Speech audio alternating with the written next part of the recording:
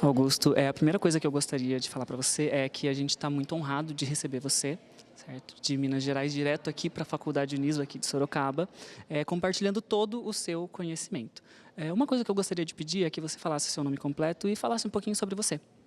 Bom, eu me chamo Augusto, né? Augusto Afonso Guerra, sou professor da UFMG, especificamente coordenador do Centro de Avaliação de Tecnologias, o CECATS, e também coordenador do Laboratório de Pesquisa em Farmacogenômica da UFMG.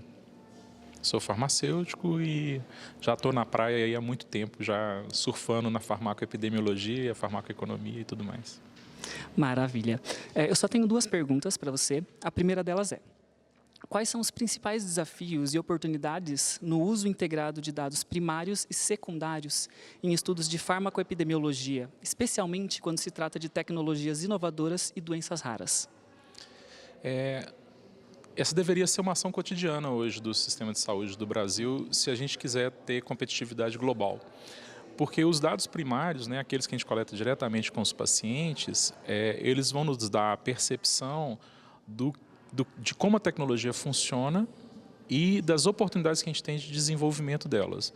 Como a tecnologia funciona é muito importante para a gente avaliar se está valendo a pena pagar. E essas tecnologias inovadoras, todas são muito caras, principalmente para doenças raras, câncer e tudo mais. Já os dados secundários, os dados são produzidos nas bases de dados, por exemplo, na farmácia dispensando medicamento, ou no hospital ou no SUS, né, internação hospitalar, mortalidade, isso dá para a gente a efetividade do tratamento, objetivamente. A efetividade do tratamento em dados secundários de larga escala, como no Brasil, coloca a gente numa posição estratégica no mundo. Por quê?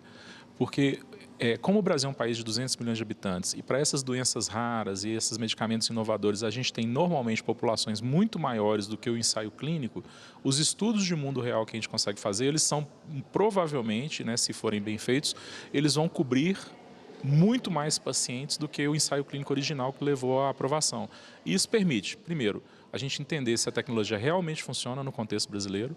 A maior parte desses medicamentos são de origem biológica ou têm alvos biológicos e a gente é uma população mestiça, graças a Deus, temos orgulho de ser... É muito difícil explicar para um gringo que a gente tem orgulho de ser mestiço, né? É dificílimo deles entenderem isso.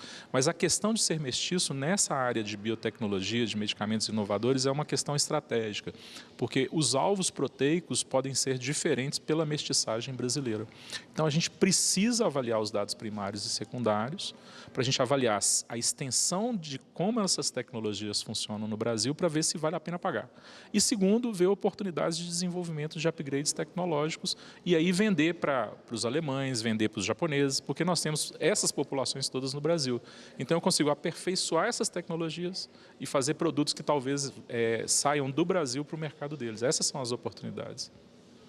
Maravilha. A segunda pergunta que eu tenho como a inteligência artificial e a engenharia de dados podem aprimorar a qualidade, a confiabilidade e a aplicabilidade dos dados utilizados em estudos farmacoepidemiológicos no contexto brasileiro?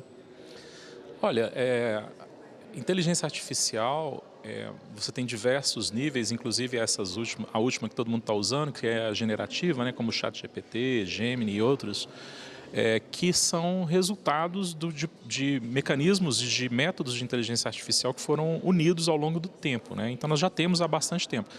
O que é inteligência artificial em última instância? São estudos de regressão.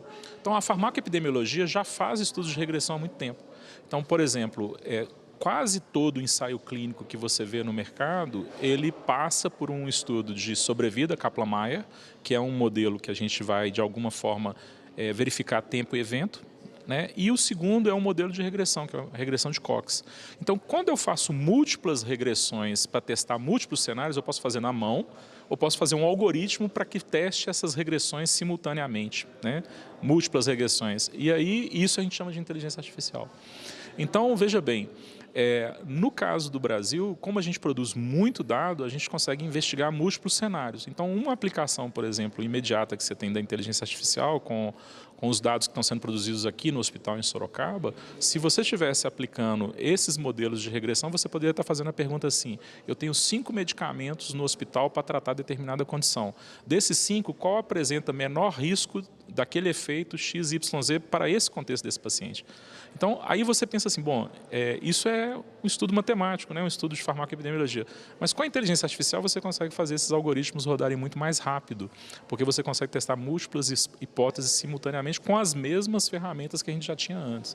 Então, o potencial para o Brasil é ilimitado, né? O que nós temos no Brasil de problema que eu vejo é que o Brasil tem um complexo de inferioridade intelectual e eventualmente social, e que às vezes atrapalha. Então, eu acho que a gente tem que ir sim para os nossos dados, eles têm limitações, as pessoas às vezes falam assim, os dados são ruins e tal. Não, tem limitação, mas tem limitação em qualquer lugar do mundo.